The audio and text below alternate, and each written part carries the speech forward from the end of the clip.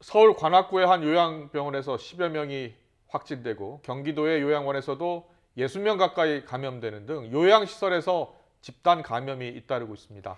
네, 고령층 확진자와 위중증 환자가 늘어나면서 정부는 올해 안에 고령층 추가 접종을 마치는 것을 목표로 속도를 높이겠다고 밝혔습니다. 현장에 나가 있는 취재기자 연결합니다. 홍민기 기자. 네, 서울 관악구의 한 요양원 앞에 나와 있습니다. 네, 그곳 요양원에서 집단 감염이 계속 나오고 있다고요? 네, 그렇습니다. 먼저 이곳 요양원은 일부 종사자와 또 보호자를 제외하고 외부인의 출입을 엄격히 통제하고 있는 상태입니다. 확진된 환자들은 시설 안에서 병원으로 이송될 준비를 하고 있는데요. 이곳에서 집단 감염이 시작된 건 지난 20일입니다. 종사자 1명이 처음 확진된 뒤 입소자가 12명, 종사자 2명 등 지금까지 모두 14명이 감염됐는데요. 입소자 대부분이 65살 이상 어르신인데 백신 2차 접종은 물론 추가 접종까지 마친 경우도 있습니다. 방역당국은 관계자 등 200명을 검사하고 종사자와 입소자를 매일 추적 검사하고 있습니다. 하지만 병상 부족 사태에 지금까지 이송된 환자는 3명에 불과한 상황입니다.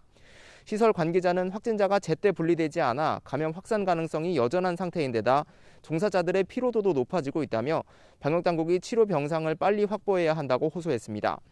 이곳뿐 아니라 경기도 양주시의 한 요양원에서도 입소자 43명을 포함해 지금까지 60명 가까이 확진되는 등 요양시설에서 집단 감염이 잇따르고 있습니다. 네, 고령층 중심으로 지금 감염자가 늘어나고 있는데 이런 가운데 정부가 추가 접종을 앞당기기로 했다고요? 네, 그렇습니다. 먼저 요양병원과 요양시설 대상자의 추가 접종률은 지금까지 61.3%를 기록하고 있는데요. 그런데 요양시설에서 이처럼 돌파 감염이 잇따르면서 정부가 추가 접종 속도를 더 높이기로 했습니다. 질병관리청은 올해 안에 고위험군 추가 접종률 100%를 달성한다는 계획을 세웠는데요.